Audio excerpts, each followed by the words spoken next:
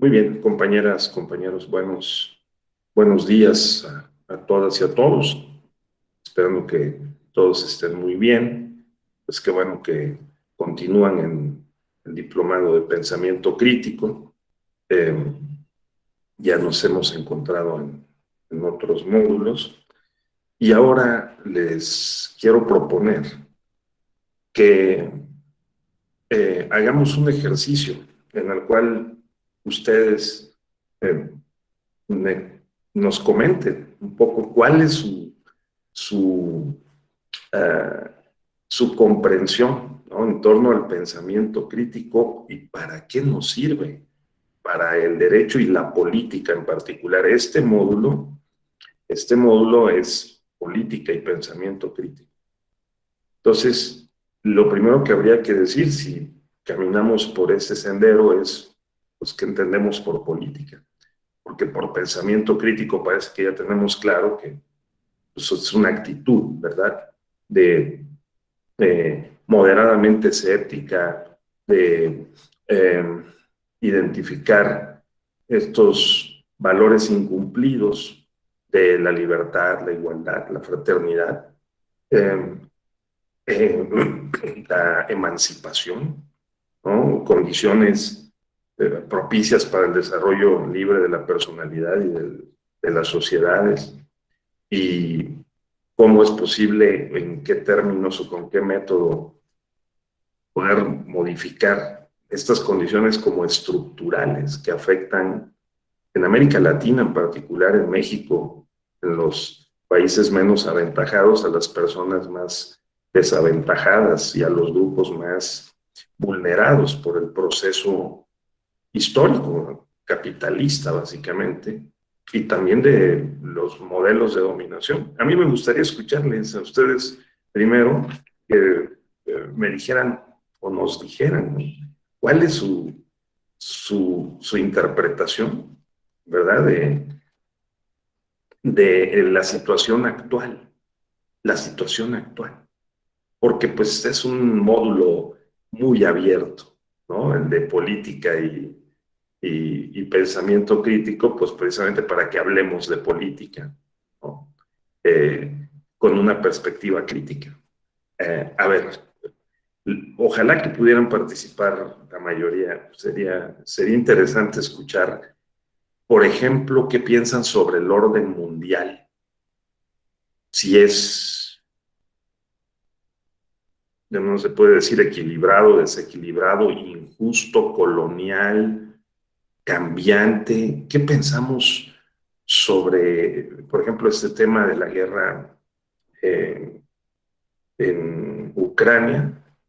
Si es efectivamente un indicador de un cambio de coaliciones geoestratégicas globales, ¿no? Hay quien piensa que es como la caída de Constantinopla, de 1453. ¿Sí? Que estamos abriendo, ahí voy, Enrique, una nueva época que es claramente eh, el descenso de Europa, y que quede claro que así como la caída de Constantinopla significó el descenso de China, básicamente, fíjense ustedes cómo es la historia, la caída de Ucrania, ¿no?, representa la caída de Europa, básicamente, y el ascenso de la consolidación de China, particularmente, y un tanto de Rusia, pero sobre todo China, y la confirmación de la decadencia de Estados Unidos. Sí, sí, sí, quien quiera participar por el chat, desde luego. Ese yo creo que es un tema obligado, ¿no? Ese es un tema obligado. Segundo tema, tal vez pudiera ser, ¿cuál es el papel de México y de América Latina en este nuevo orden que se está configurando? Hacia afuera primero y luego echemos un ojo hacia adentro. ¿Qué estamos haciendo en México? ¿Es correcto lo que está haciendo, es la dirección correcta, el programa de la 4T? ¿O habría que insistir en el Pacto por México? ¿O una combinación de los dos? Esas serían tres preguntas, me parece, que nos podrían articular un poquito nuestra conversación en este módulo, que es un módulo, insisto, muy abierto. A ver, Enrique, por favor. Muy buenos días. Gracias, buenos días.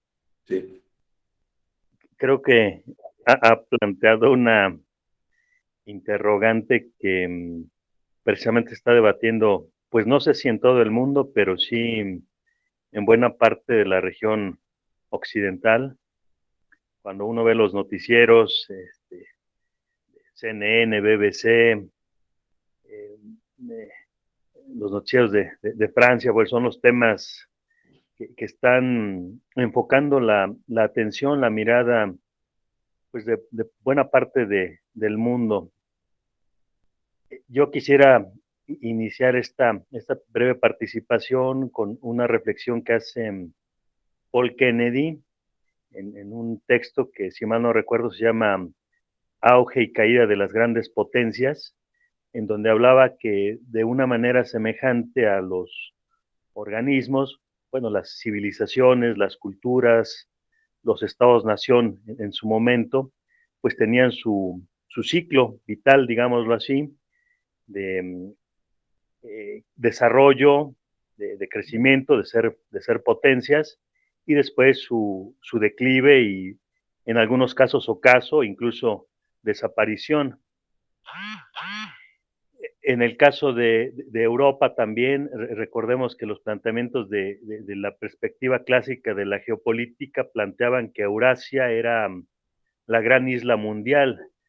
Desde esta perspectiva geopolítica, quien controla Eurasia, quien controla esta zona en donde está realzándose este conflicto, bueno, quien controla el pivote mundial controla prácticamente buena parte del mundo. Este era un planteamiento que hacía por ahí, si mal no recuerdo, Mackinder, el iniciador o uno de los iniciadores de la geopolítica, un inglés, ¿no? Donde hablaba del pivote, y bueno, ya Brzezinski después hablará de el gran tablero mundial en donde estaban los jugadores y el tablero en donde se desarrollaba, particularmente en este caso, el contexto de la Guerra Fría.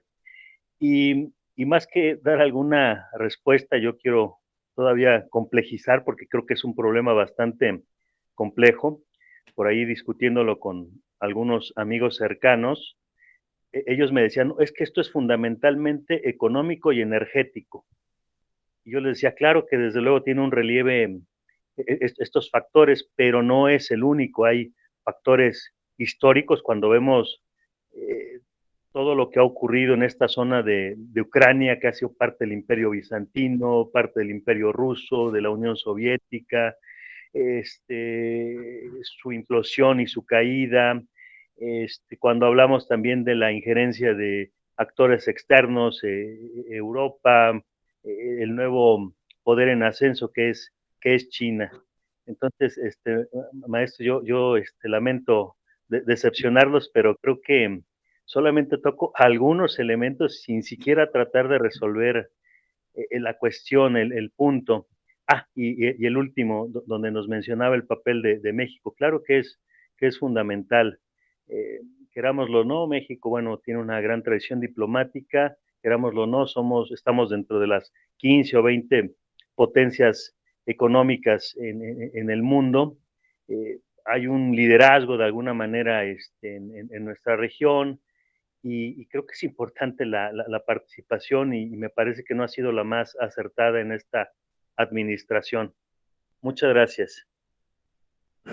Muchas gracias, Enrique. Sí, bueno, tener presente la participación de Enrique, que hay desde hace tiempo, pues autores, ¿verdad? Y pensadores globales que se representan el, la geopolítica y la geoeconomía como un tablero, ciertamente, como un esquema de relaciones internacionales basada en el poder. Y ese poder se mide con el número pues con el respaldo financiero que tiene un país, con sus activos materiales, desde el número de personas, la riqueza en términos de su Producto Interno Bruto, en las armas, su capacidad de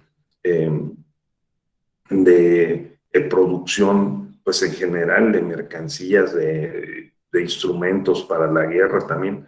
Y todo esto forma un catálogo, un arsenal, ¿no? Una base para poder medir el poder de unos países sobre otros. Por ejemplo, Rusia en realidad no es una potencia económica. O sea, Rusia frente a Estados Unidos, Rusia es 20 veces menos la economía de Estados Unidos. O sea, China sí es una potencia económica. China sí. China tiene 12 ciudades de Nueva York, por ejemplo. Es una cosa impresionante. Y en este tablero al que se refería Enrique, pues hay quien pronostica que, salvo que pase algo distinto, un giro, algo impensado, pero Europa va a salir perdiendo. ¿Sí? En cada revolución industrial, algunos salen ganando y otros salen perdiendo. ¿Sí? Y no lo veamos tan lejos, ¿eh? Veámoslo en las decisiones de nuestra propia vida. Sí. En cada revolución, si nos toca vivir en una época de cambios, las decisiones que tomemos nos pueden hacer ganar o nos pueden hacer perder. A nosotros, en lo personal y profesionalmente. Entonces, aquí el tema es la conciencia. En el fondo es tener conciencia de lo que está pasando y de lo que nos está pasando, porque también nos afecta a nosotros. Es decir, porque impactan el alza de precios, la falta de oportunidades o las oportunidades que se puedan presentar en nuestra estructura relacional de vida. Y eso también es una aplicación del pensamiento crítico. Apliquémonos a nosotros mismos el pensamiento crítico. Ejerzamos lo que comentaba yo en otra ocasión, que es el diezmo epistemológico. O sea, ese 10%, 5% de tiempo de nuestra vida a pensar qué estamos haciendo y cómo lo estamos haciendo. Y con eso ya ganamos bastante, ¿verdad? No solo cómo lo están haciendo los demás, o como dice Enrique, oye, yo qué puedo explicar y mucho menos recomendar o prescribir sobre asuntos tan complejos en el mundo, pero sí podemos acercarnos a algunas descripciones, explicaciones y agregarle insumos a la conversación y luego, digamos, repito, pensar en nosotros. ¿Qué estamos haciendo? Ese es el punto. A ver, Ricardo, por favor. Gracias, doctor. Muy buenos días, compañeras y compañeros. Buenos días a todas las partes del país o del mundo en donde se encuentren. Yo pienso, doctor, que todo lo que nos vende la publicidad y la mercadotecnia de todo lo que sucede en este conflicto y los que han precedido forma parte de un pacto. No hay enemigo realmente. En el poder todos son amigos. Se reúnen en las logias masónicas, en las logias de poder, en el club Bilderberg. No hay enemigos. Todo es una pantalla. Al final del día, el que siempre pierde es el pueblo, las mujeres y los hombres. Y yo voy a reflexionar con esto. De verdad que la obsolescencia programada en todos los artículos y mercancías de consumo es una realidad. ¿Por qué los celulares duran poco? ¿Por qué las computadoras se descomponen? ¿Por qué los coches requieren refacciones constantemente, servicios? Porque todo está diseñado para esto. Fíjense, el 23 de diciembre de 1924 en Europa se fundó un cártel. Así como los cárteles de la droga colombianos y mexicanos, se fundó un cártel, el cártel de Phoebus, que estaba encabezado por Osram, Philips y la General Electric. que tenía o tuvo la intención y lo aplicó de que las bombillas de electricidad, lo que conocemos como focos comúnmente, duraban tanto que no se vendían mucho, porque duraban mucho tiempo. Entonces este cártel lo que hizo fue decirle a sus ingenieros, mediante un acuerdo en común de estos tres industrias, de esas tres empresas, que disminuyeran la calidad de sus bombillas. ¿Para qué? Para que la gente tuviera la necesidad de comprarse constantemente. Esto es una realidad. Cártel de Fibus, 1924, y se disolvió en 1939. Se disolvió, más no se disolvió esta constante de que las cosas y los productos duren poco. Entonces, ¿a qué vamos a esto? Todo está diseñado para, literalmente suena extraño, pero para ser sus esclavos. Y a lo mejor no me creerán mucho, o sí me creerán, o mejor aún, y si no me creen, indáguenlo, pero en serio, las élites desde la antigüedad recurren a la magia negra. Y esto suena, dices, bueno, hablas de ciencia y esto, pero esto es real. La magia existe, es energía. Recurren a la magia negra para tener control sobre las masas. E insisto, si suena raro, pues hay que indagarlo, pero es real. Todo eso es algo que existe. Entonces, todo esto que está pasando al final del día no es más que el reacomodo para que otras naciones ahora de Euroasia sean las que gobiernen. Irónicamente, la OPEP dijo, ahora somos los superhéroes, porque como ya no le quieren comprar petróleo a Rusia, que todo está pactado, nadie, acuérdense que en política no hay sorpresas, solo hay sorprendidos, y esto es real, es un tablero político mundial, ya no les conviene este sistema, ahora van por otro, y poco a poco van destruyendo a la nación, al mundo, y ellos ya tienen, probablemente yo me atrevo, es mi hipótesis, tienen otros planetas a donde llegar a vivir, porque en nuestro planeta ya lo están acabando. Qué bonito y qué hermoso planeta y qué horrible mundo. Así la verdad lo digo. Qué horrible mundo en el que no hay confianza mutua, se ataca a las personas que piensan diferente, que tienen otras creencias, en donde tener dinero es bueno y no tener dinero es malo. Y lo peor es que no importa cómo lo consigas, mientras lo tengas, qué bien. Entonces, yo pienso que este diplomado y este pensamiento crítico nos debe de llevar más allá de lo que observamos. Debemos de ver esto y a lo mejor suena hasta un poco frustrante en el sentido de que, bueno, ya conocemos todo esto, ahora ¿qué podemos hacer?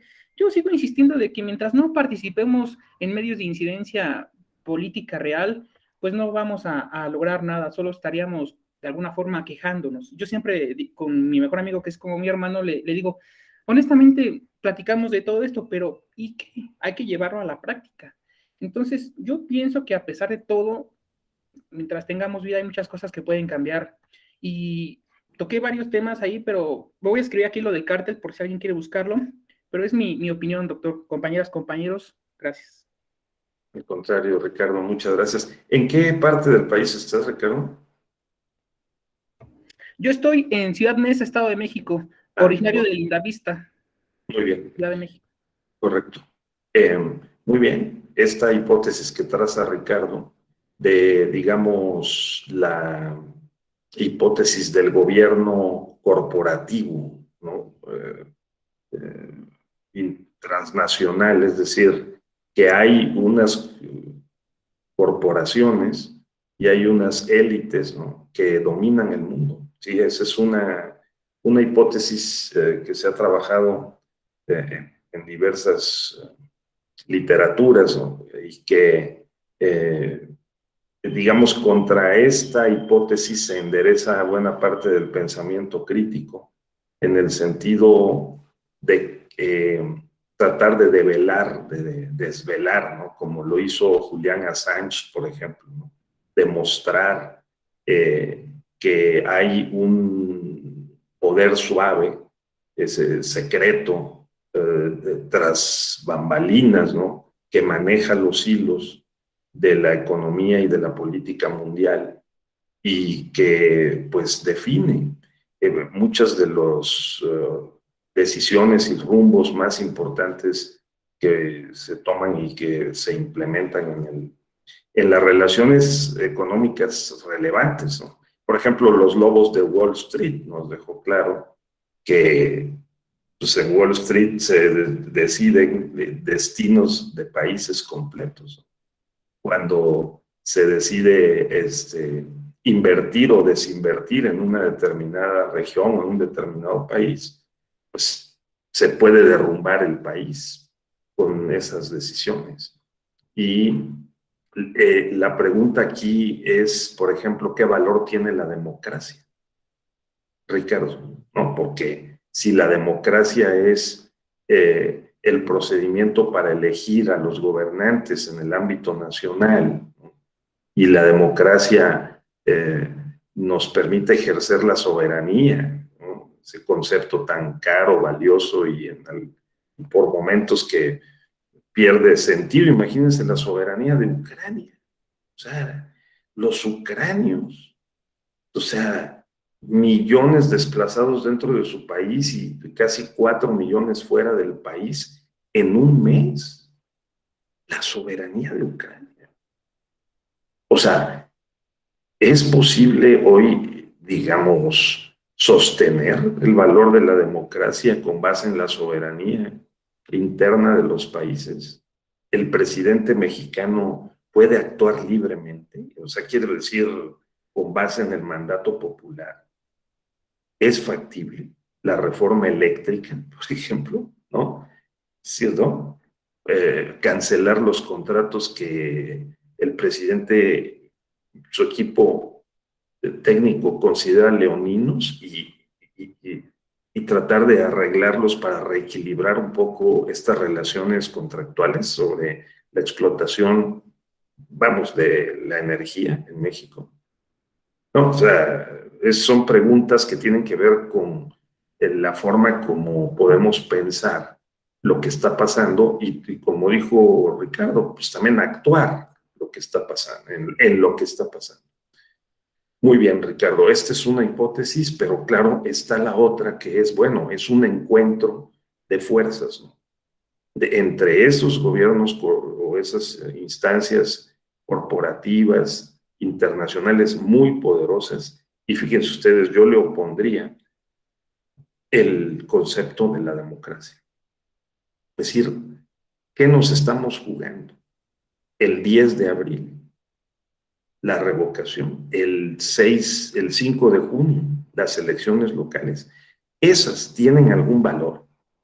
O, como dice Ricardo, no, hombre, pues eso es nada más para entretenernos, ¿no?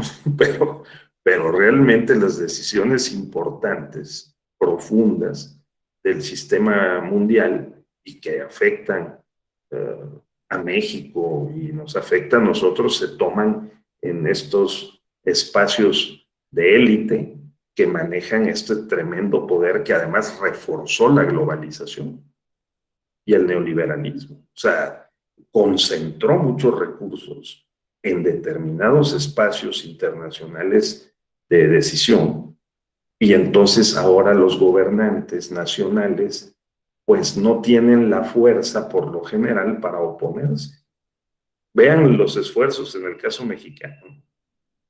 De con 33 millones de votos, el presidente tiene que mover la ficha de la revocación del mandato, esa es una interpretación, para que no se nos olvide que él tiene una legitimidad de origen, que trata de mantener como una legitimidad de ejercicio para poder mantenerse posicionado en el tablero, no solo nacional, sino internacional, y no perder posición en las negociaciones. Ricardo, ¿no? Sí, porque ¿cómo se explica de otra manera? Aparte, habría que considerar si ustedes estiman que la revocación es un derecho político electoral adicional que tenemos ahora a partir del año 2019 en la Constitución, que se estableció la revocación del mandato, y nosotros pues tenemos ese derecho que podemos ejercer el 10 de abril en el sentido que queramos, ¿no? Pero en relación con lo que mencionó Ricardo, no hay que perder de vista que el que se mantiene empoderado con este ejercicio es el presidente que tiene detrás una legitimidad de origen, querámosla o no, de 33 millones de votos. y que está enfrentado a este escenario tablero, como decía Enrique Martínez, global, complejo, cambiante y además riesgoso.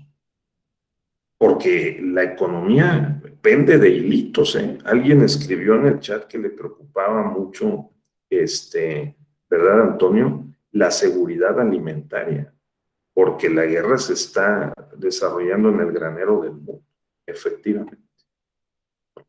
Entonces, imagínense que Ucrania le surte a Europa el 70% de los cereales, una buena parte del gas y el petróleo pasan por ahí, etcétera, ¿no? ¿Y nosotros qué? O sea, ¿no? ¿Y nosotros qué? ¿Cómo nos ven del otro lado del mundo a nosotros, a los mexicanos? A ver, alguien más que quiera expresar su opinión. Estamos en una primera tema, así como en tercer grado, ¿no? Estamos en una primera temática en el nivel global, digamos, ¿no?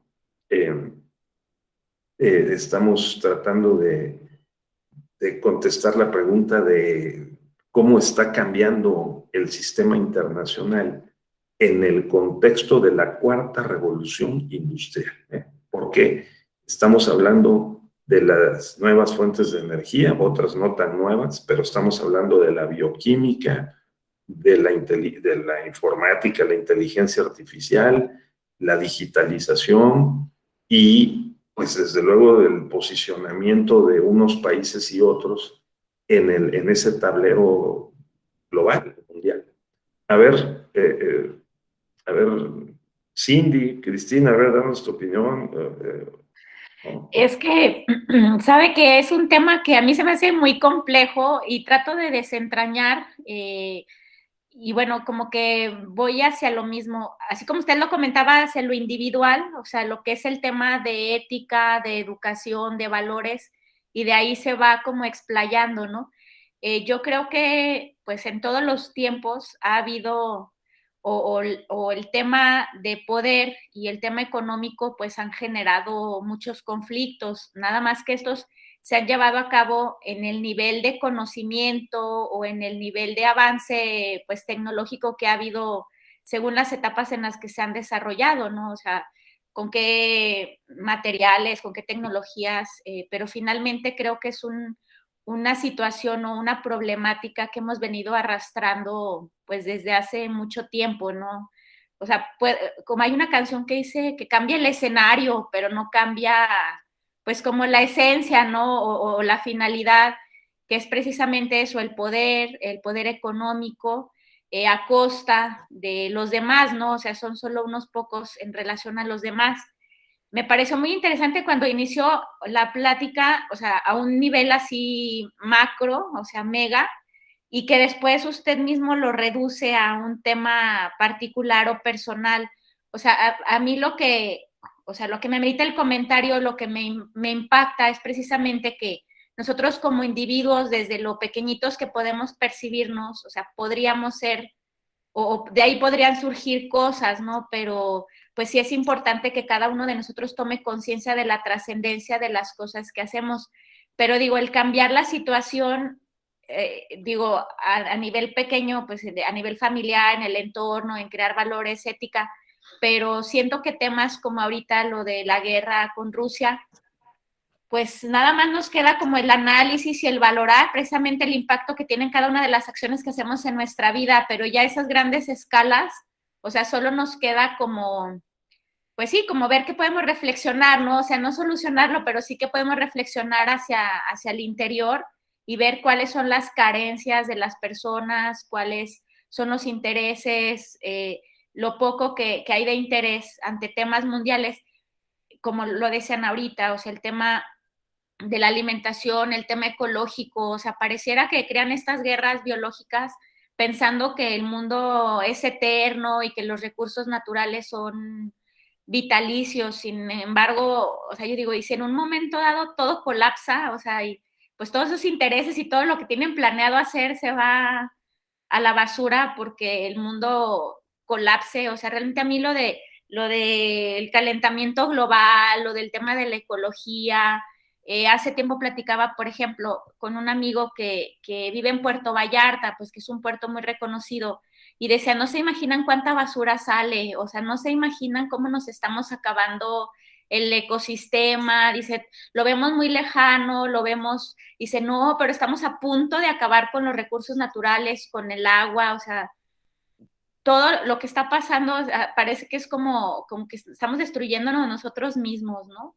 Entonces, pues le digo, es un tema que se hace como difícil platicarlo o así como aterrizarlo, pero definitivamente nos tiene que mover, tiene que mover conciencias y tiene que ponernos a pensar por qué están pasando estas cosas y qué podemos hacer nosotros en nuestro entorno para no fomentar esos mismos conceptos de odio y de poder y el tema económico.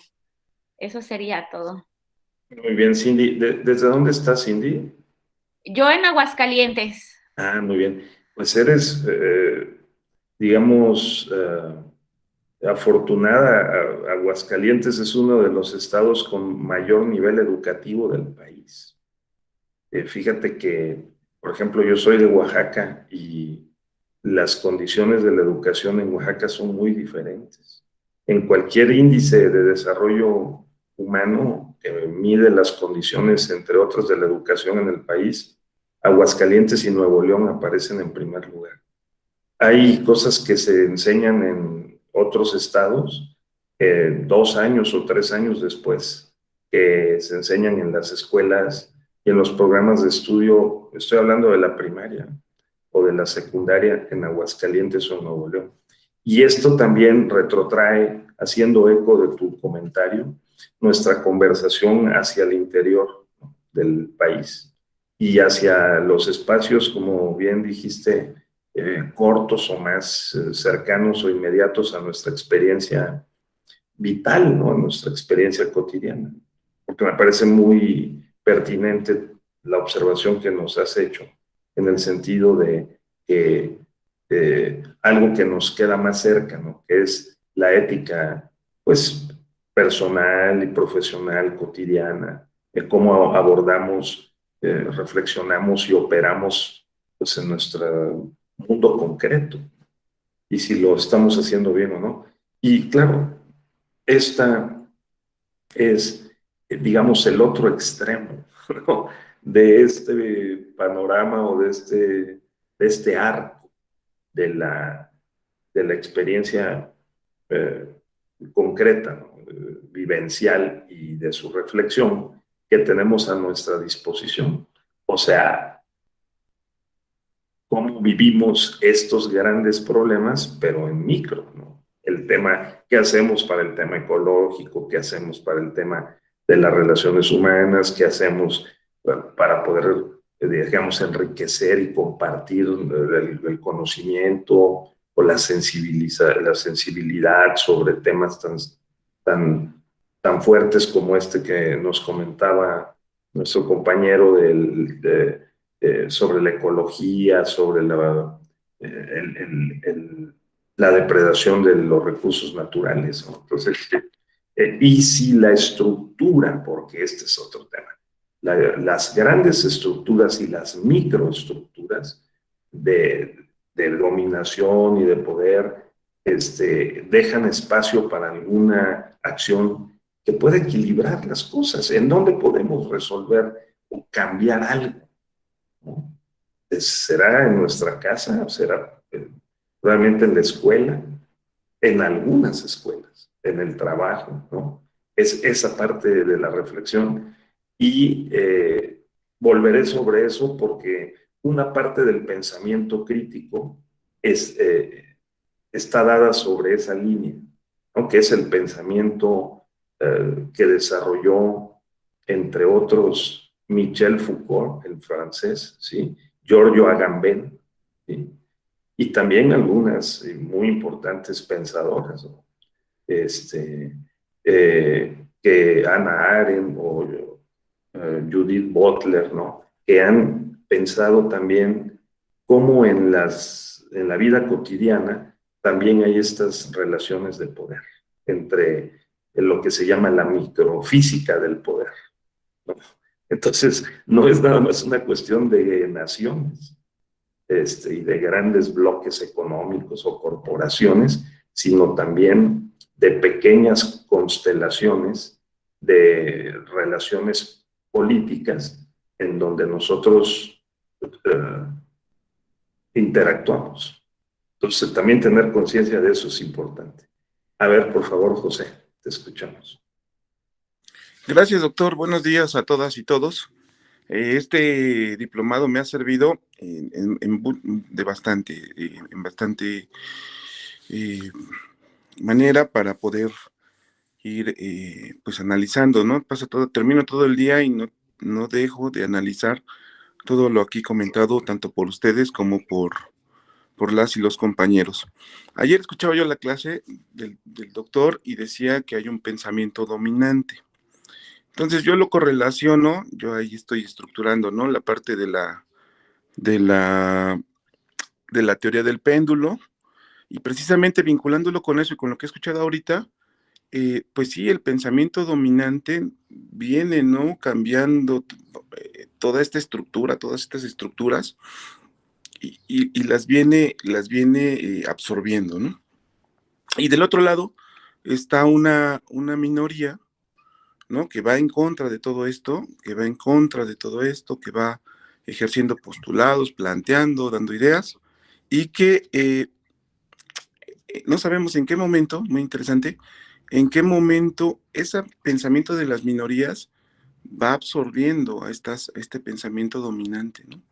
Y cuando se dan cuenta ese pensamiento de las minorías, ahora es el pensamiento de las mayorías, ¿no? Entonces, muy interesante esta clase, muy interesante este diplomado, me siento preciado de haberme podido matricular, y bueno, pues hay que seguir desarrollando todo esto, ¿no? Ya tenemos a los autores, ya tenemos a ustedes como referentes, y pues no nos queda más que nosotros seguir trabajando en nuestro entorno inmediato para lograr esos cambios que pudiéramos generar desde lo inmediato, y pues en un momento determinado poder llegar a ser un referente de impacto.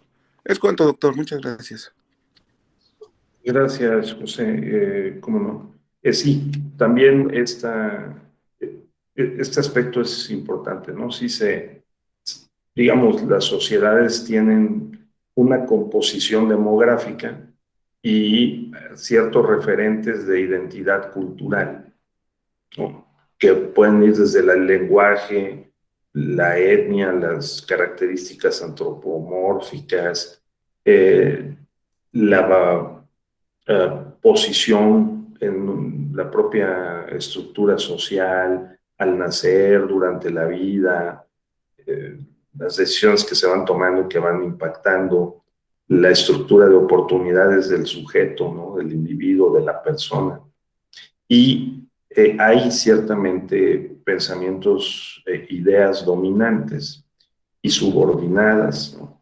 Y en el juego político, por supuesto que también se cambia de posición, y hay autores en esta tradición del pensamiento crítico culturalista, ¿no? Que hace énfasis en estos elementos culturales, que dice, sí, hay una sociedad mayoritaria, ¿no? Culturalmente mayoritaria, que impone su cultura a las minorías, y a eso se le llama, algunos le han llamado cultura societal mayoritaria, ¿sí? Por ejemplo, un autor llamado Will Kimlicka, ¿verdad? Ahorita vamos, Antonio, pero Will Kimlicka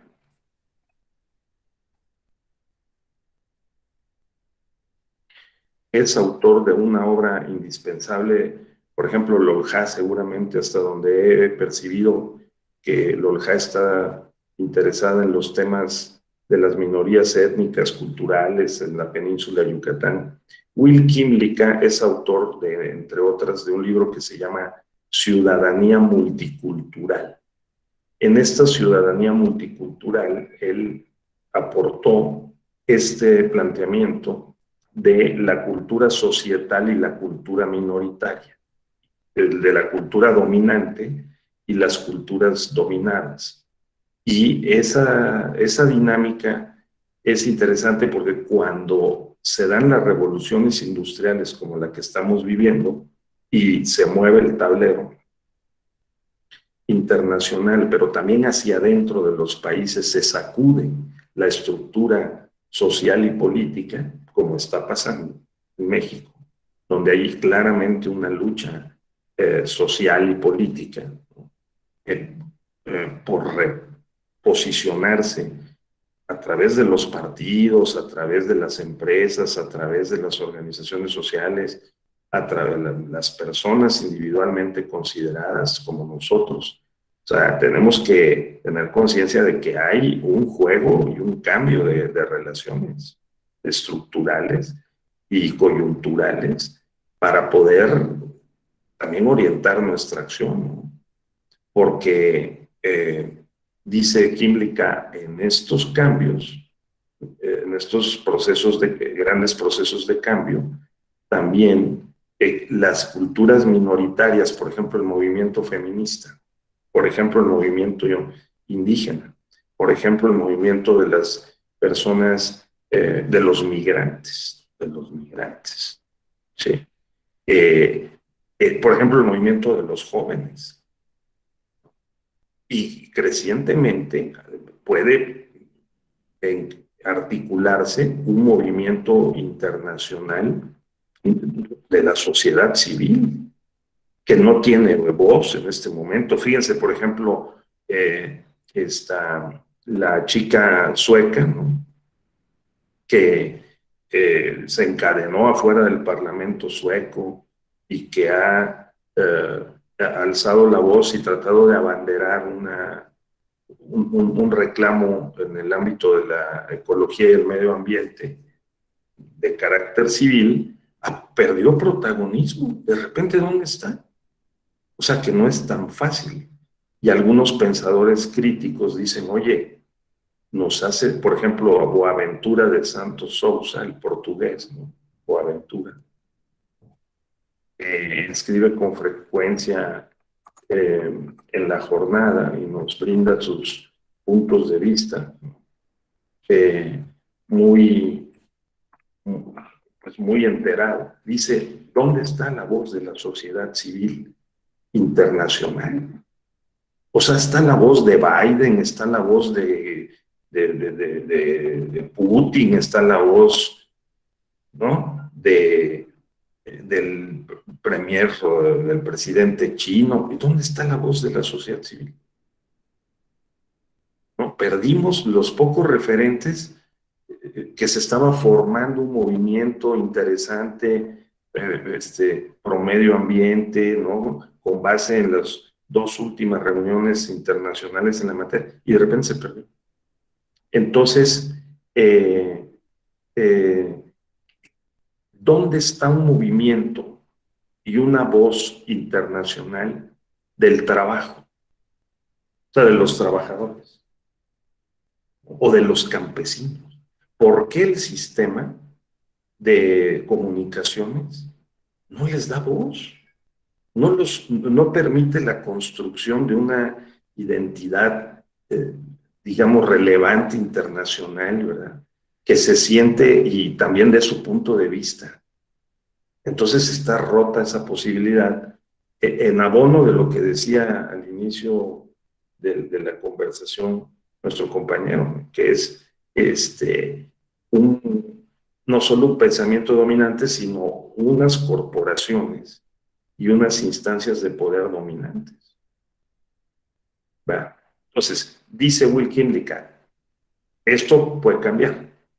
Es decir, las minorías tienden también a imponer, a crecer su fuerza, su posición y también a convertirse en factores dominantes. Convertir su cultura minoritaria en mayoritaria. Su cultura étnica en una cultura societal. Y vean la historia y verán que sí. O sea, por ejemplo, los españoles eran 300 y terminaron imponiendo su cultura en la conquista y la colonización sobre una enorme mayoría indígena, o que nosotros hoy llamamos indígena, ¿verdad? Eran una cultura minoritaria y se convirtieron en una cultura mayoritaria. O por ejemplo, el caso de Bolivia o el caso de Guatemala, porque en estos dos países más del 50%, 60% y hasta 70% de la población, casi 80% en Bolivia, durante 200 años ha sido indígena, la mayoría, en Bolivia. Y sin embargo, durante casi 200 años, el sistema de dominación promovió que quienes controlaran los recursos, la política y la sociedad y el derecho fueran una minoría de criollos. Sí, entonces, digamos que Química tiene razón, salvo excepciones, sino porque hay algunos casos en los que el fenómeno ha sido contrario. Bien, ¿alguien más tiene algún comentario? A ver, denos su interpretación. A ver, Axel, danos su interpretación, Axel. Bueno, cualquiera de los tres temas, ¿no? Permíteme, Axel, permíteme un segundito. Dice Antonio Urbina para no, perdón, Axel, perdón, para no dejar la secuencia, ¿no? Dice Antonio que en lo que respecta a México, ayer vimos todo el daño que puede hacer un poder sin contrapeso. Ah, sí, al mantener a dos mujeres inocentes en la cárcel. Esperanzador lo que resolvió la Corte, pero nos invita a pensar cuántas personas se encuentran injustamente en la cárcel. Sí, en el periódico hoy la señora Cuevas dice que es el inframundo, que la cárcel en México es el inframundo. Así dice, ¿no? Entonces, y algunos compañeros penalistas, ¿no? Dicen, sí, es parte de la sanción no expresa, ¿no? Si observas comportamientos antijurídicos, entonces te cae la maquinaria con todo y ese inframundo, que es parte de la sanción. Ahora, el problema es que puede haber falsos culpables y falsos inocentes. No solo porque estén mal diseñados los códigos o el procedimiento o el derecho probatorio, sino simplemente por la corrupción. Y lo que dice Antonio también es bien importante, porque esto es parte del pensamiento crítico jurídico que alerta sobre la deficiencia de las garantías y las prácticas que defraudan a las garantías jurídicas, ¿no? El procedimiento, el principio de presunción de inocencia. Bueno, pues ahora al fiscal general le está lloviendo en su milpa, pero en serio, ¿no? Porque pues se supone hay una presunción de que él intervino allí con el juez de la Ciudad de México, que fue el quien ordenó que vinculó a proceso y que ordenó la prisión para esta señora que se pasó 525 días, o sea, 1 año y medio aproximadamente, las dos personas en prisión. Entonces, bueno, ese es otro ángulo del asunto. Ahora sí, por favor, sé tan amable, Axel. Tu micro, Axel. ¿Qué tal? Muy buenos días a todos y a todas. Bueno, me parece que justo, o sea, tengo muchas ganas de leer a Uwe Kimlicka porque me parece que es difícil encontrar quien se atreva a plantear desde una perspectiva occidental temas de los cuales pues, se tiene que investigar mucho y hay muy pocas fuentes que se pueden utilizar. Entonces, yo creo que es necesario que aumenten este tipo de estudios para tener una perspectiva intercultural, pero real, ¿no? Porque muchas veces es desde la moda, desde lo que ya sabemos, repetirlo en el discurso. ponerse en el lugar del otro, ser empático, pero no tenemos realmente un pensamiento crítico que nos permita generar un conocimiento desde la otra edad, desde la persona con la que queremos empatizar, con la que queremos aprender. Sobre todo es eso, las ganas de aprender para poder tener una idea real. No sé, pienso que ayer hablábamos con el doctor Narváez que se tiene además que no caer en una especie de consultivitis, que es lo que aquí en México se utiliza para tratar de entender cuando se va a implementar una reforma, de qué manera podría afectar o no a las comunidades indígenas. Y me parece, bueno, yo quisiera saber de qué otra forma, porque también si no tenemos la voz de estas comunidades para poder implementar algún tipo de reforma, algún tipo de política pública, yo no sé de qué otra manera podemos llegar a ese particular punto de vista que queremos aprender o abstraer y poder implementarlo. No sé, ahí ese sería algo que pongo sobre la mesa y que me gustaría si tuviera algo que decirnos, doctor. Una respuesta la ha dado Catherine Walsh. Catherine Walsh es una pensadora intelectual y activista, académica, de origen europeo, que vive en Bolivia, en Ecuador. Catherine Walsh lo que sostiene es que lo de Químlica es multiculturalismo o es interculturalismo, vamos a decir funcional. Funcional. Ese interculturalismo funcional lo que hace es, digamos, algo como lo que plantea incluso Boaventura de Santos Sousa, ¿sí? En sus epistemologías del sur, que es, subamos, o sea, la cultura mayoritaria, societal, ¿sí?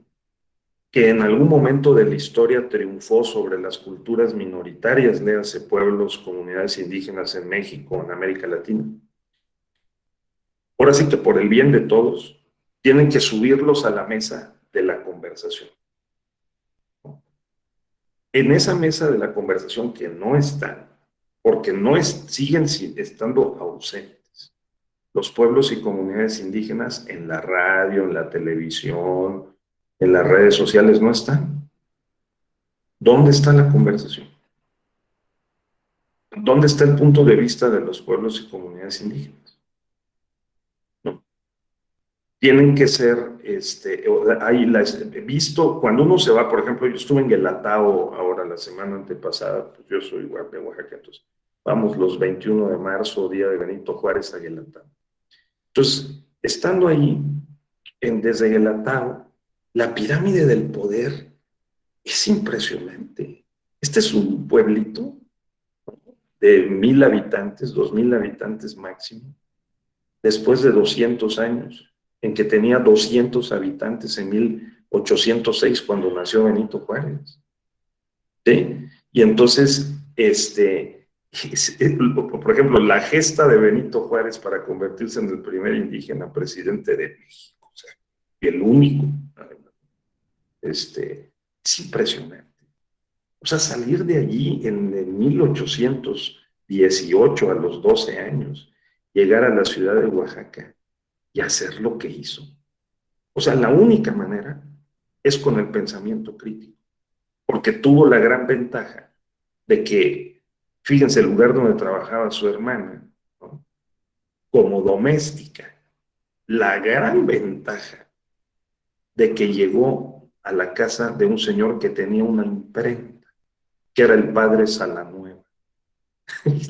Y el padre Salanueva lo puso a trabajar a Benito Juárez a los 12 años como linotipista, ¿no? A cambiar los tipos de la máquina de la imprenta para hacer libros. Entonces, imagínense todo el conocimiento que empezó Benito Juárez a absorber. Y luego entró el padre Salanueva, que era pues eclesiástico, lo llevó al seminario de la Santa Cruz, al seminario conciliar de la Santa Cruz, donde estudió una combinación de secundaria y preparatoria. Y allí Benito Juárez aprendió latín. Entonces, este hombre hablaba, cuando salió de la prepa, leía, por lo menos comprendía, hablaba zapoteco y hablaba español, pero leía latín, imagínense. Pero además leyó a Cicerón, o sea, leyó a grandes autores, Lucrecio, o sea, entonces abrió su mente. Sí. Es una historia impresionante, impresionante. Y iba a ser ordenado sacerdote, Benito Juárez, 1820, 1825. Vean cómo tienen que ver lo que decíamos al principio. Los grandes acontecimientos del mundo, como está pasando ahorita en Ucrania. ¿Qué estaba pasando en ese momento en el mundo? La caída de España y de Portugal, la independencia de América Latina, ¿no? Y de otras partes del mundo, en el contexto de la primera revolución industrial, ¿no? De la primera revolución industrial. O sea, la revolución, ya sabemos, de la máquina de vapor, hilados y tejidos, ¿no?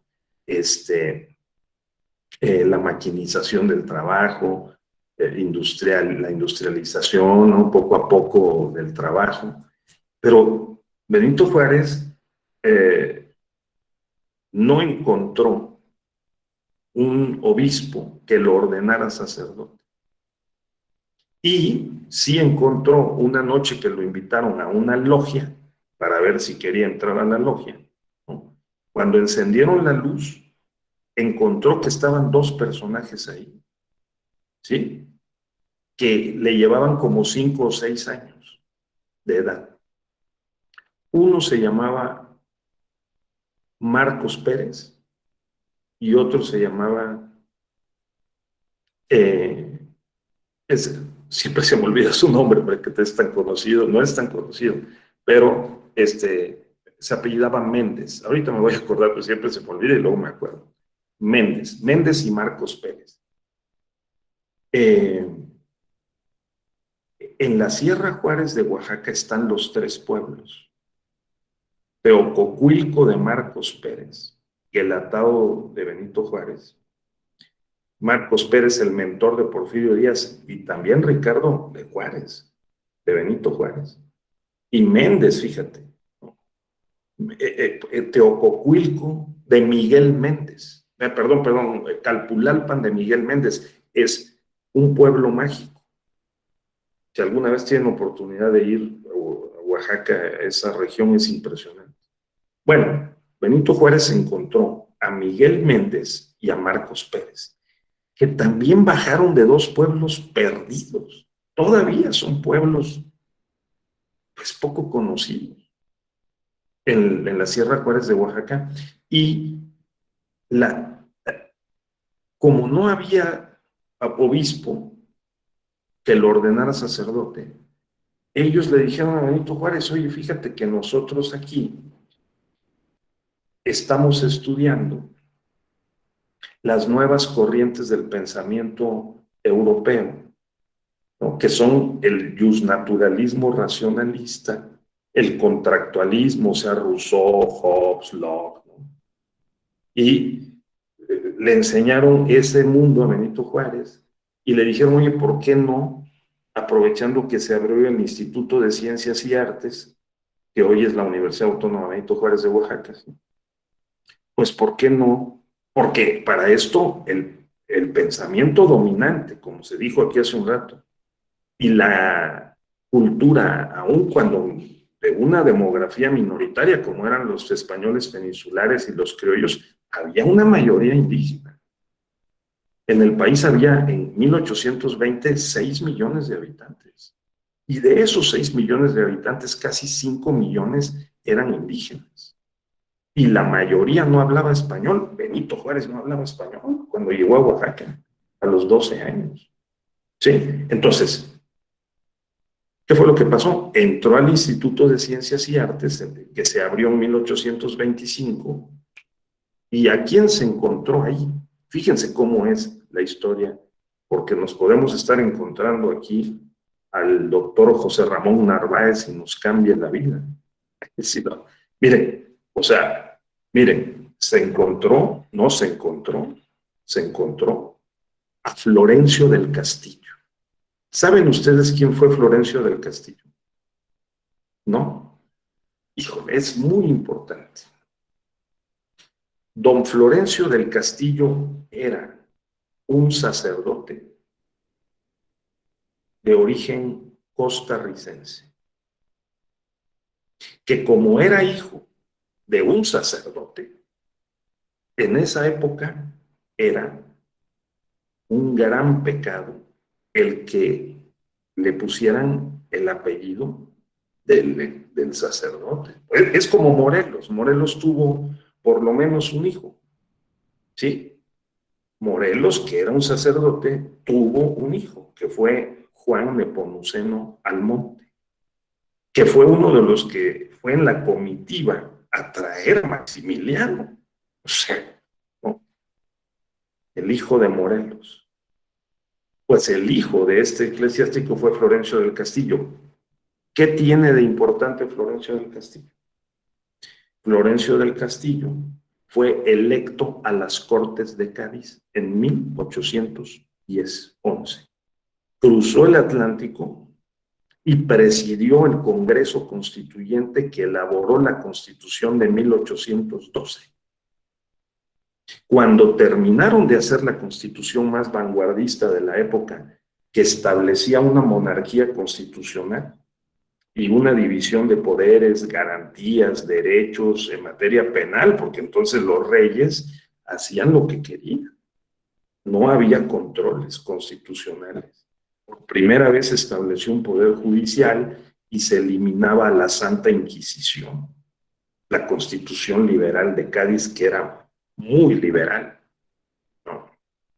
Florencio del Castillo fue presidente del Congreso Constituyente de Cádiz de 1812 durante 2 meses, pero se rozó ahí con la intelectualidad y los políticos más importantes de la época que estaban defendiendo que no se cayera el imperio español a manos de los franceses. O sea, algo como lo que está pasando ahorita, que no se caiga el imperio estadounidense, que no se caiga Europa frente a China y Rusia. Eso es lo que está pasando.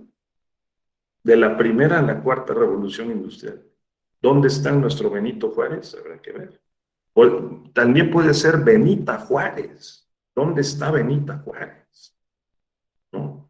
Entonces, porque fíjense que no se pudo ordenar sacerdote, se fue al Instituto de Ciencias y Artes recién creado, que lo permitía la Constitución de 1824, crear escuelas de educación superior, vamos, en los estados de la República, que es el origen de las universidades públicas, ¿sí?, que tenemos en nuestro país, en los estados de la República. Porque el pensamiento dominante conservador no quería cambiar los planes y programas de estudio. Y entonces lo que hicieron los liberales fue abrir otras escuelas. No quiero decir que el ITAM o la Ibero, no, o sea, no, porque la UNAM, pues también, y las universidades públicas también se renuevan y todo, ¿no? Pero en aquel momento, no, eso está documentado, está documentado.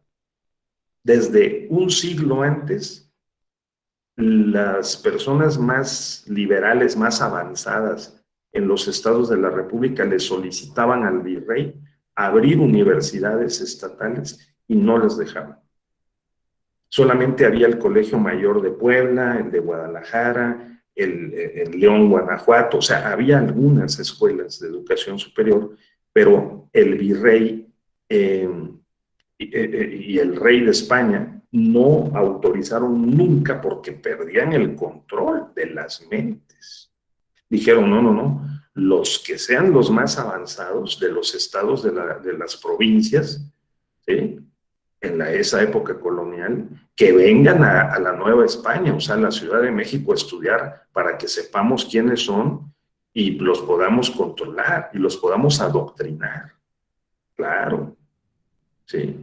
De tal manera que, bueno, por esas razones Benito Juárez entró al Instituto de Ciencias y Artes recién creado, se encontró con Florencio del Castillo, y Florencio del Castillo les enseñó derecho constitucional, que se llamaba derecho público, que era, ahora sí que la vanguardia del decir la soberanía popular, decir, ¿no?, los derechos del hombre y del ciudadano, que era decir, el juicio de amparo, ¿no?, que era decir la tutela de los derechos, o sea, el constitucionalismo clásico, liberal. Y entonces Benito Juárez abrió todavía más su mente, ¿sí?, y empezó, cuando salió del instituto, en 1828, estuvo 4 años ahí, 1829, pues eso sí, se fue a la acción, comenzó su carrera como regidor del ayuntamiento en la ciudad de Oaxaca, diputado local, y después de muchas vicisitudes, bueno, tomaron las armas, porque hubo un intento de reconquista de los españoles, de reconquistar México, y él fue uno de los militares, de los soldados que pues, lo llamaron a tomar las armas para ir a defender el territorio, allá en Salina Cruz, en la punta ahí del istmo de Tehuantepec. ¿Sí? Entonces, hizo toda una carrera y tuvo la gran fortuna de encontrarse con Margarita Maza, ¿verdad?, que se casó con ella, con Margarita Maza, que lo ayudó mucho, lo defendió mucho, y esa es una historia que debe ser contada, y yo creo que documentada, la historia de Margarita Maza de Juárez. Y fíjese cómo caminó con el siglo, un indígena que para entonces ya conocía o hablaba 3 idiomas, pero que no satisfecho con eso, después aprendió inglés y francés. Nada más. Y cuando Benito Juárez murió, por cierto, este año se cumplen 150 años de la muerte de Juárez, 18 de julio de 1872, 150 años.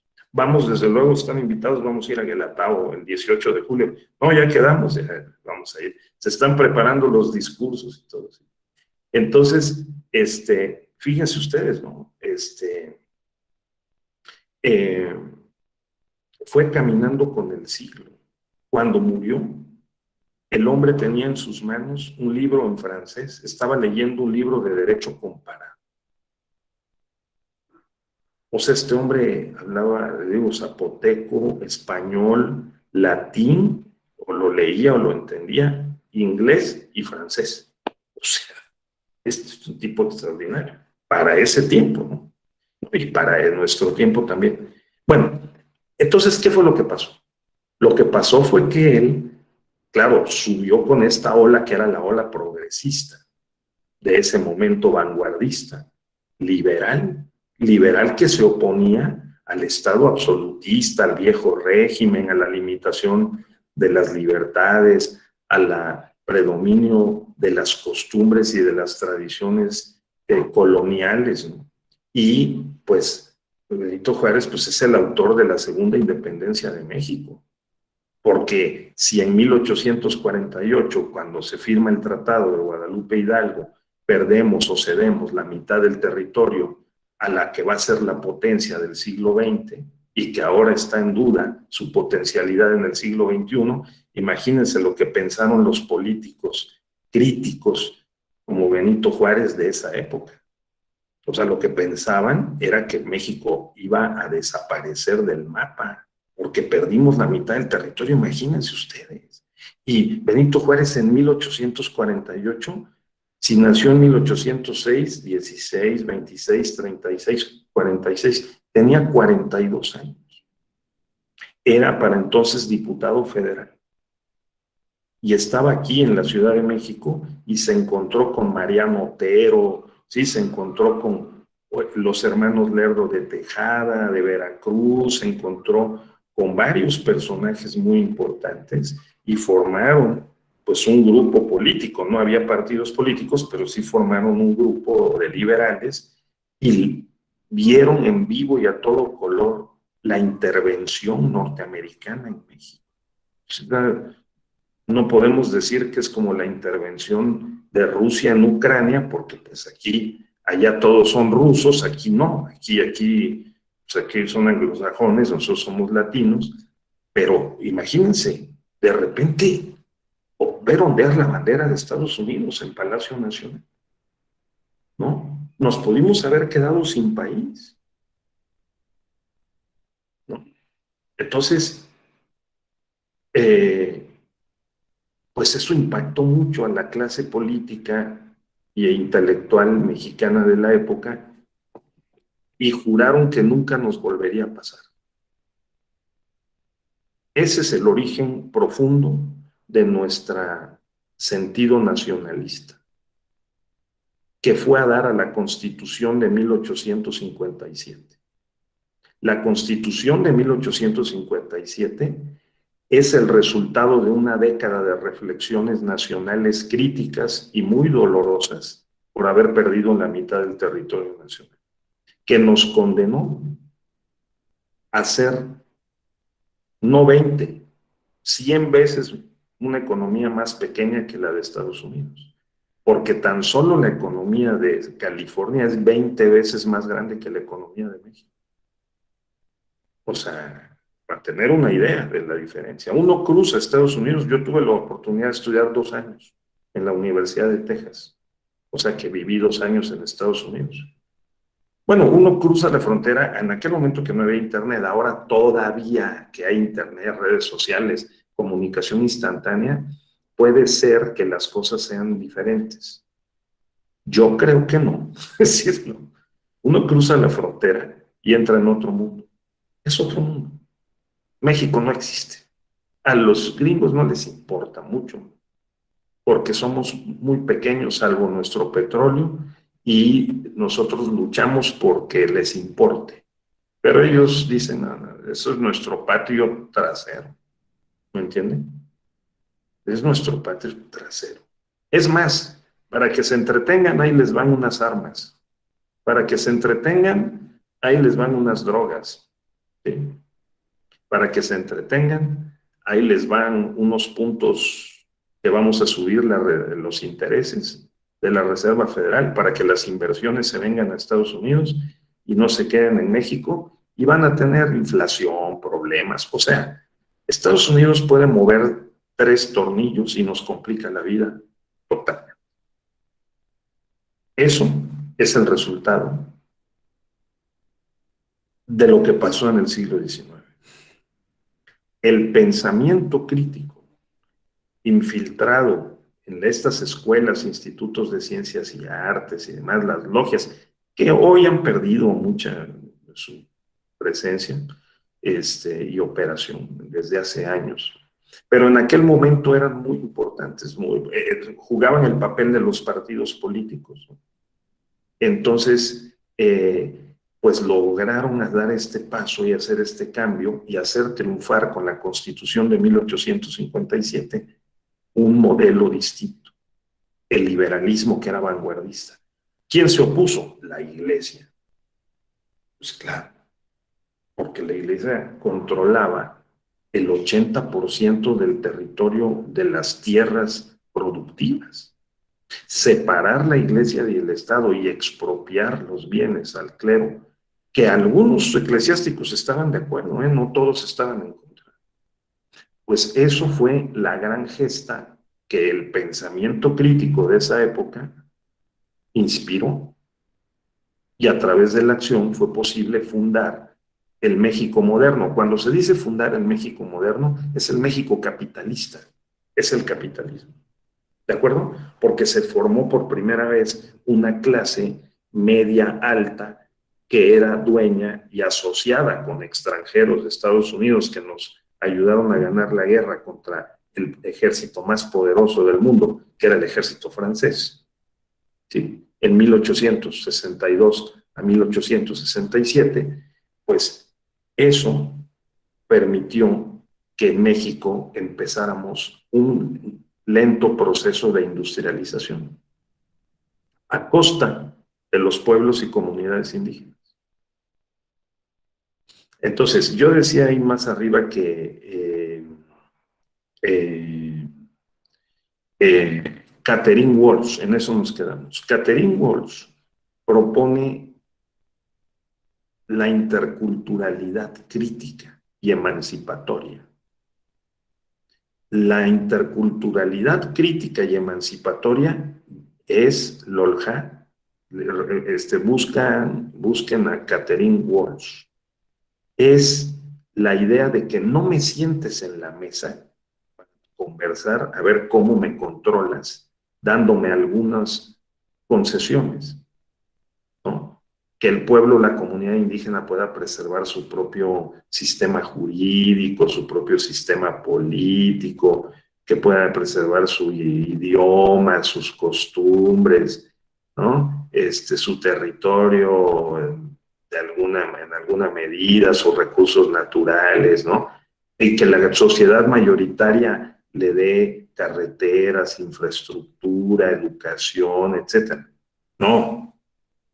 La interculturalidad crítica sostiene que hay que revertir el proceso de colonialidad y decir, yo soy el que puedo poner las reglas.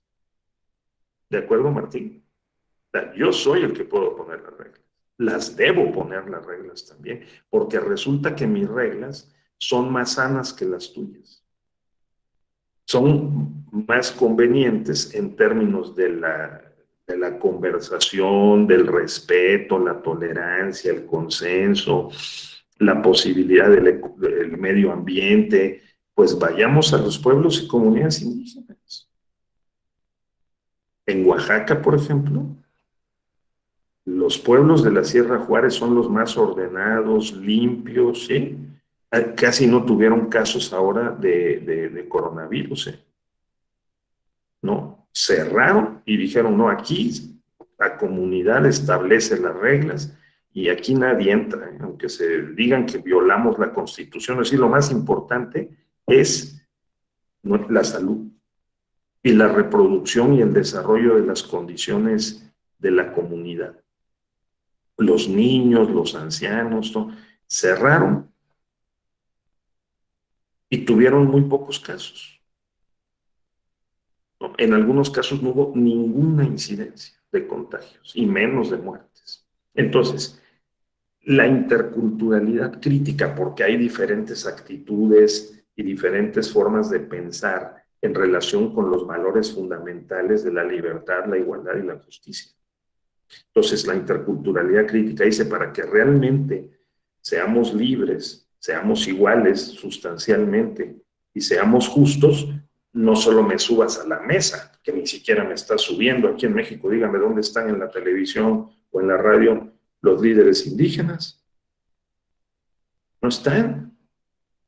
Oye, que tenemos cuotas, que el tribunal dijo que debe haber tantos indígenas, 27 distritos indígenas y la mitad deben ser mujeres. Sí, por primera vez tenemos en el Congreso el mayor número de mujeres, la paridad y muchos indígenas. ¿Y qué hacen? O sea, no se ha podido avanzar en la reforma en materia, la nueva reforma en materia de pueblos y comunidades indígenas para establecer la consulta. La Ley General de Consulta a los pueblos y comunidades indígenas no se ha podido aprobar, por ejemplo.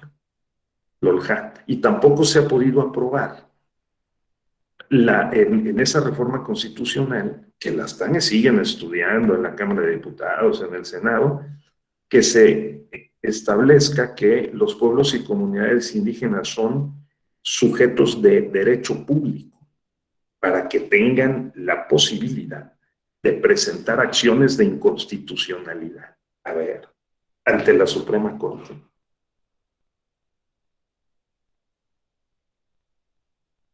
¿Por qué? Pues porque también están los intereses de las grandes empresas transnacionales y de las corporaciones que las mineras, las que explotan la energía, etcétera, que esos yacimientos y recursos naturales están asentados pues, en territorios indígenas. ¿De acuerdo, Ricardo? Sí, ¿no? Así va. Entonces, es un juego de fuerzas, Axel, ¿verdad? Para contestar a tu pregunta. O sea, bueno, ¿y qué? Pues, ¿qué hacemos? O sea, pues es un juego de fuerzas. Y nosotros lo que podemos hacer es alinearnos con uno o con otras fuerzas, ¿no? Con nuestras opiniones, con nuestras acciones. Hay que participar, ¿no? El 10 de abril, nada de que quédense en su casa, pues hay que ir a votar, o sea, pues si no, a favor o en contra, pero pues hay que tomar una decisión, ¿no? De eso se trata. Y bueno, ustedes están participando, al participar en este diplomado están ejerciendo un derecho muy importante y estamos en la conversación. Sí, regresando con la historia esta, si ustedes me permiten, pues quiero decir que allí perdimos, con la primera revolución industrial ganamos nuestra independencia, perdimos posición económica, sobre todo porque perdimos 2 territorios, Centroamérica y digamos Norteamérica. En lugar de ser un imperio, como escribió Octavio Paz, pues fuimos una república, ¿no? Y en lugar de ser una gran potencia, pues fuimos pues no colonia, pero sí un estado desaventajado en el siglo XX. Por eso la revolución fue tan importante. Este año fue declarado por el gobierno federal año de los hermanos Flores Magón y particularmente de Ricardo Flores Magón. Bueno, todos sabemos quién fue Ricardo Flores Magón, porque Ricardo Flores Magón, aparte de que fue un periodista y fue un gran intelectual, este tipo era de origen oaxaqueño. ¿Sí? Y los 2 hermanos, Ricardo y Jesús Flores Magón, su papá, el papá de Ricardo y de Jesús Flores Magón, peleó contra los franceses y peleó junto con Porfirio Díaz. Fíjense nada más, porque eso no vayan a cometer ese error cuando ustedes sean poderosos, si no es que ya lo son, no vayan a cometer este error. Sus amigos de la generación, ¿sí? Tienen que subir con ustedes a estas luchas y se tienen que ser leales. Es parte también ya no del pensamiento crítico, del pensamiento íntegro, ¿no? Porque, ¿qué fue lo que pasó? El papá de Ricardo y de Jesús Flores Magón apoyaron con lo que tenían a Porfirio Díaz.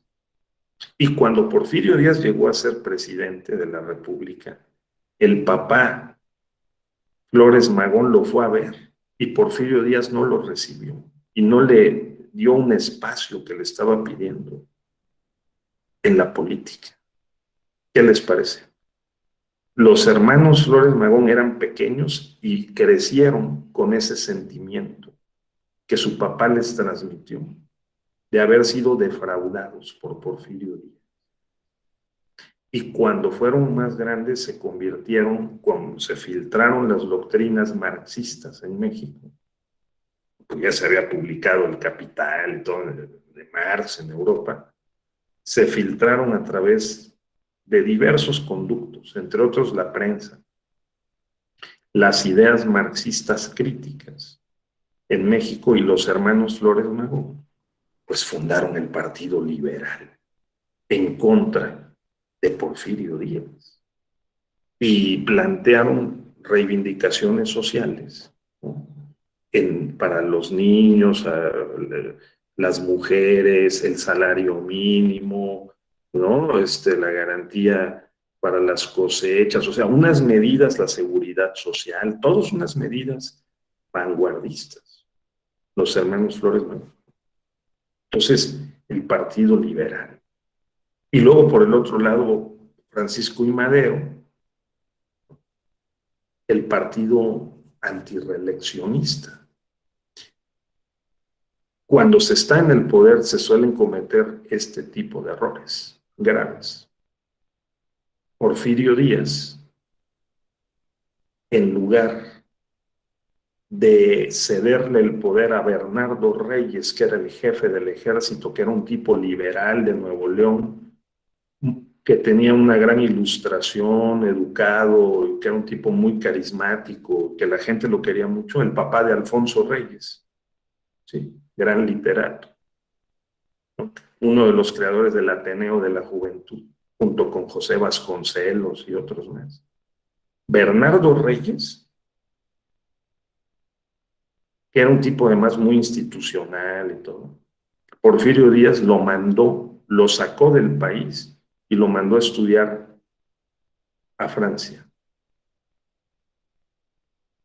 Claro, Ricardo.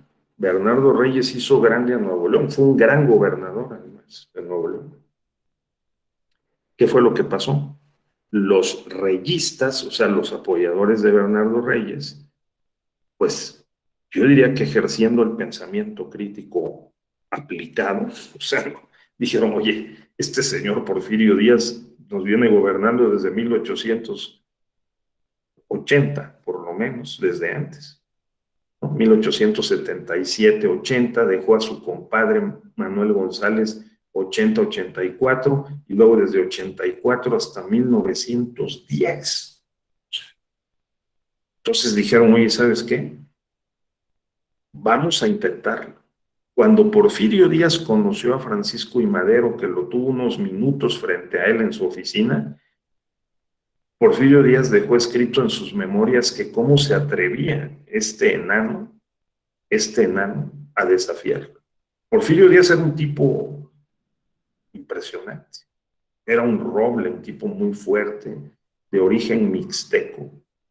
En Oaxaca es una etnia muy fuerte, ¿sí?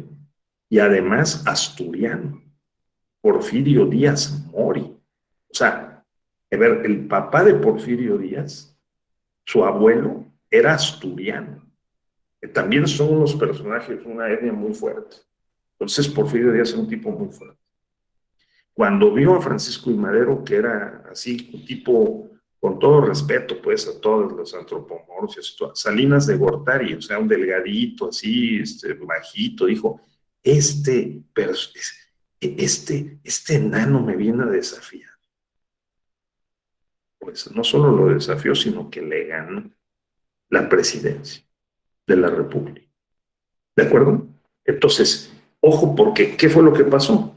Pues Porfirio Díaz cometió el error de sacar a Bernardo Reyes de México, lo mandó a Francia y los reyistas se juntaron con los maderistas. Claro. Y hicieron un movimiento muy amplio que cualquier plaza en donde se parara Francisco I. Madero, lo vitoreaban y fue creciendo el movimiento. Cuando Porfirio Díaz se dio cuenta que además Porfirio Díaz organizó los 100 años del inicio de la independencia para el mes de agosto y septiembre de 1910, las elecciones iban a ser, tuvieron lugar en julio de 1910. Porfirio Díaz metió a la cárcel a Francisco I. Madero y a su secretario particular. ¿De acuerdo? Sí. O sea, esta idea de meter a la cárcel, no, de que si el fiscal general y que si no sé qué, no es nada nueva. Es una práctica que tenemos que desterrar. El pensamiento crítico precisamente tiene que señalar estas pésimas prácticas. A Francisco I. Madero, Porfirio Díaz lo metió en la cárcel. El día de las elecciones estaba en San Luis Potosí en la cárcel. Y claro, alguien lo ayudó a salir y por fortuna huyó, se fue a Estados Unidos. Hubo un macrofraude, obviamente. Porfirio Díaz controlaba todo el ejército, que era el que votaba a primera hora de la mañana. Por eso, en materia electoral, las casillas no pueden estar ahí en los cuarteles, afuera de los cuarteles, ¿no? Por eso toda la tradición del fraude, porque o sea, tenemos toda una historia y por eso hemos logrado desterrar esa mala práctica. Ahora sí que a la fuerza, pues, ¿sí, no? Entonces, ¿qué fue lo que pasó? Imagínense, además, Porfirio Díaz tenía en México en septiembre a embajadores de todo el mundo, jefes de Estado, inauguró el Palacio de Bellas Artes, el Paseo de la Reforma, ¿no? Se inauguraron teatros, el Teatro Victoria en Durango, el Teatro Macedonio Alcalá en Oaxaca, o sea, era el momento de Porfirio Díaz. Y la revolución a punto de estallar. Y estalló el 20 de noviembre, porque Francisco I. Madero cruzó la frontera, dio 3 pasos, le dispararon balazos ahí, se regresó, ¿no? Y comenzó la revolución. 8 meses después cayó Porfirio Díaz, firmaron los tratados de Ciudad Juárez. Es verdad que Porfirio Díaz no dejó deuda pública, dejó un tesoro sano y se embarcó con su esposa Carmelita Romero Rubio y se fue al exilio a París, ¿no? Entonces,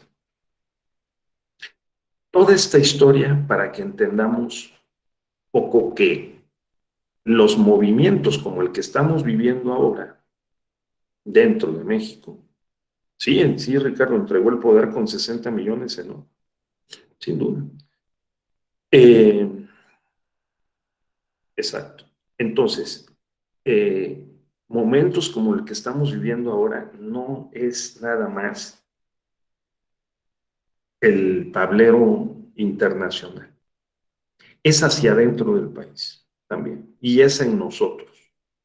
Este es un momento en el que podemos contribuir a que las cosas puedan en alguna medida cambiar. Y sí tiene que ver con el 10 de abril, la revocación, sí o no.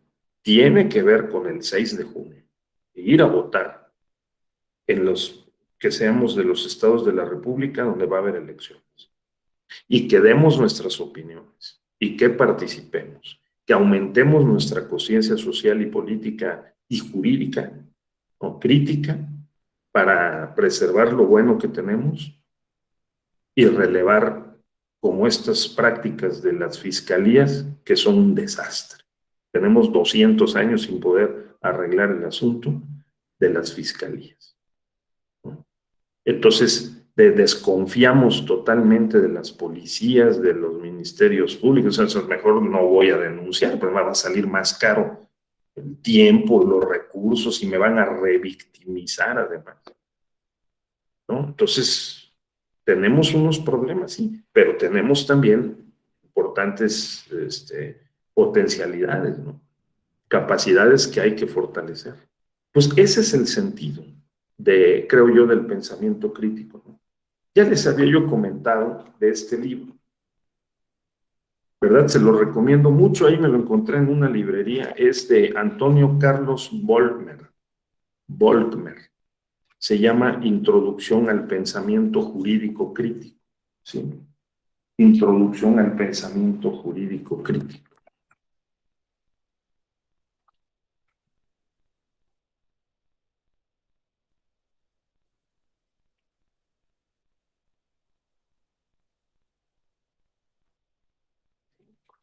Que trae un recuento muy importante de los principales filósofos, intelectuales y activistas, desde José Martí hasta el peruano José Carlos Mariátegui, ¿no? Que en su momento hicieron una revolución. José Carlos Mariátegui, que nació en 1895 y murió en 1930, y que es, digamos, el pensador y revolucionario activista peruano que fundó el APRA, que fue un partido muy exitoso. A él nunca los Estados Unidos, a José Carlos Mariátegui, lo dejaron ser candidato a la presidencia de la República, lo vetaron, porque el hombre tenía un pensamiento político, social crítico, ¿sí? José Carlos Mariátegui, comunalista, de base étnica. Y José Carlos Mariátegui es como el abuelito del actual presidente de Perú, de Castillo, que tiene sus raíces en el mundo rural y campesino e indígena. Pero no lo dejaron llegar nunca, ¿no? Al contrario, los Estados Unidos promovieron dictaduras militares en Perú.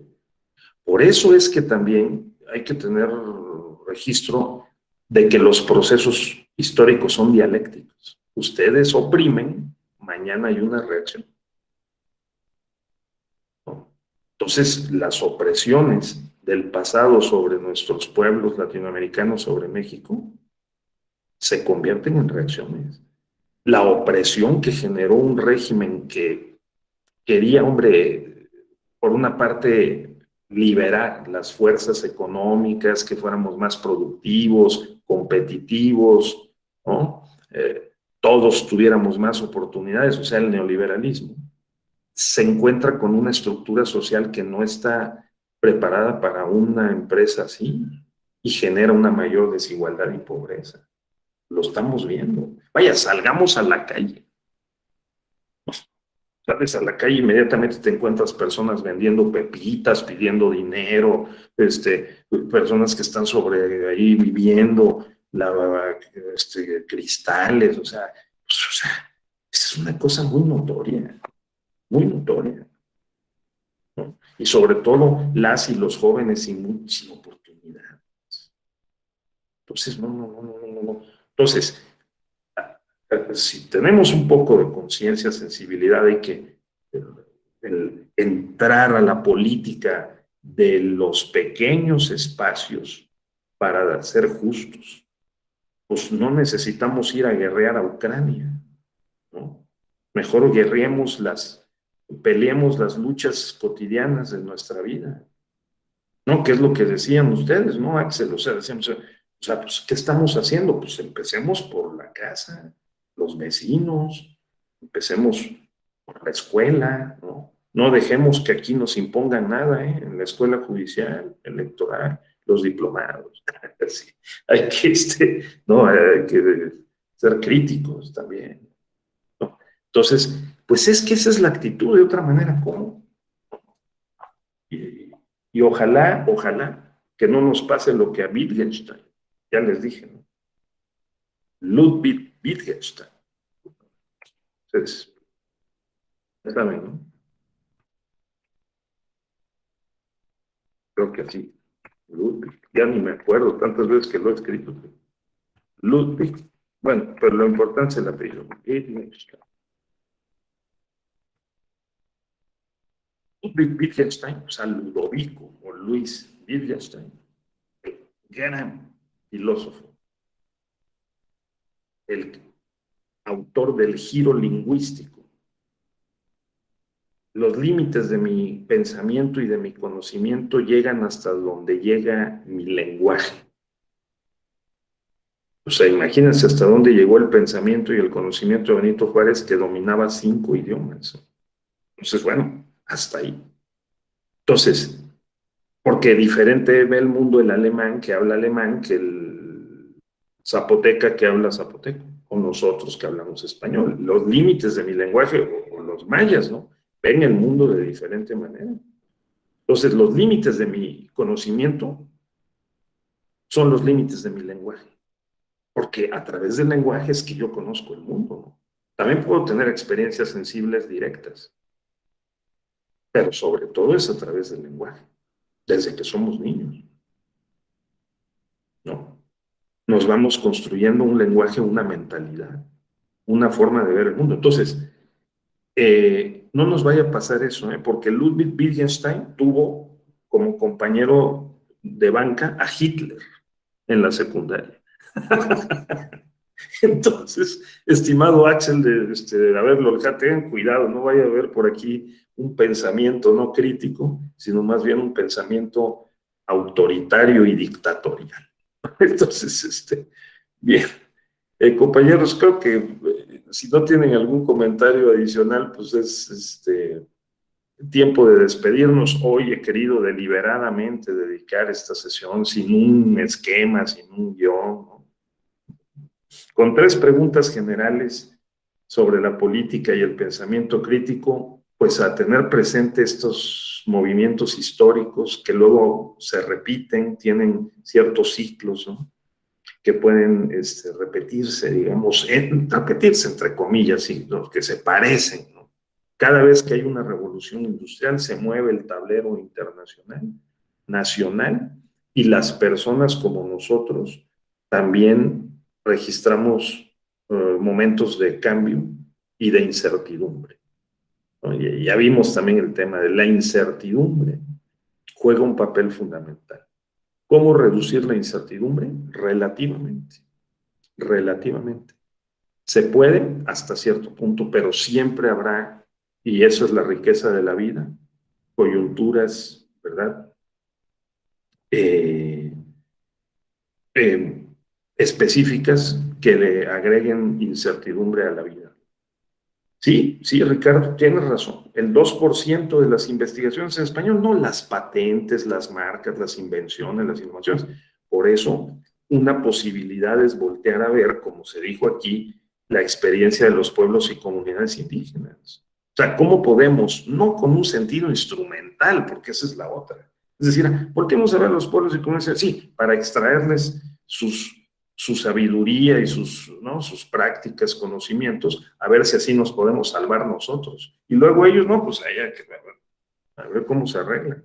No, o sea, no. O sea, creo que estamos camino, y más vale que lo estemos, a unas condiciones en las que sí, como dice Boaventura de Santos Sousa, podamos, digamos, sinceramente, establecer esquemas que no tienen que ser por una gran reforma constitucional, no, sino que en nuestra vida, pues, la ecología de los saberes, dice Boaventura.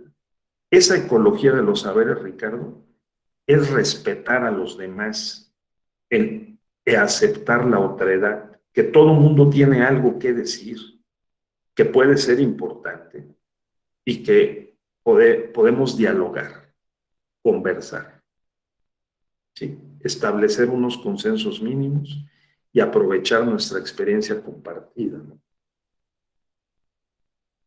Es eso, pero pero no decir que es que yo cuando voy a entrar a un partido, cuando voy a ser diputado, no.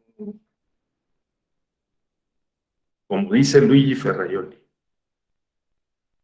la ley del más débil, pongámosla en práctica en la familia, porque en la familia, como se ve en la familia Gertz, ¿no? Manero, había unos más débiles y otros más fuertes, que dependiendo de las circunstancias aprovecharon su poder en el propio seno familiar. Entonces, si de algo sirve el derecho familiar y las garantías del derecho, es precisamente para poder equilibrar las relaciones sociales inmediatas, ¿no? No estamos hablando del partido, del Estado o de la comunidad internacional, no, en nuestra casa. Pero eso es bien difícil, ¿eh? Bien difícil. Con los hijos, con la compañera, con la esposa, el esposo, o sea, con el otro, ¿no? La otra, lesotres, ¿no? O sea, no es tan fácil. O sea, primero racionalizar y definir, ponderar la medida de lo justo. Es bien complicado. Pero bueno, pues es lo que tenemos que hacer, teniendo más conciencia, diría yo, y sensibilidad, ¿no? De qué es lo que estamos haciendo, qué es lo que debemos hacer, qué es lo que podemos hacer. Creo que eso. 3 preguntas muy sencillas. ¿Qué estamos haciendo? ¿Qué debemos hacer? ¿Qué podemos hacer? Sí.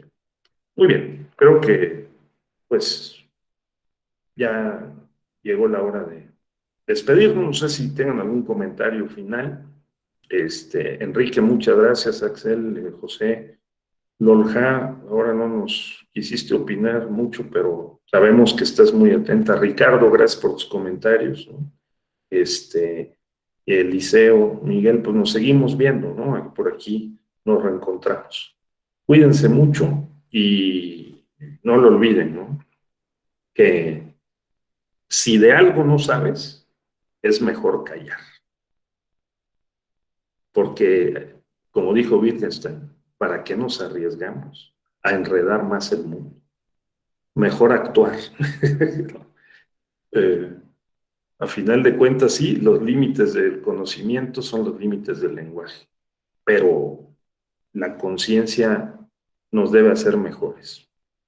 Y yo creo que es lo que necesitamos hoy, ¿no? Tener más conciencia de nosotros y del otro. Muy bien, pues muchas gracias, que tengan muy buen día. Gracias, estimadísima, cuídate mucho de tecnologías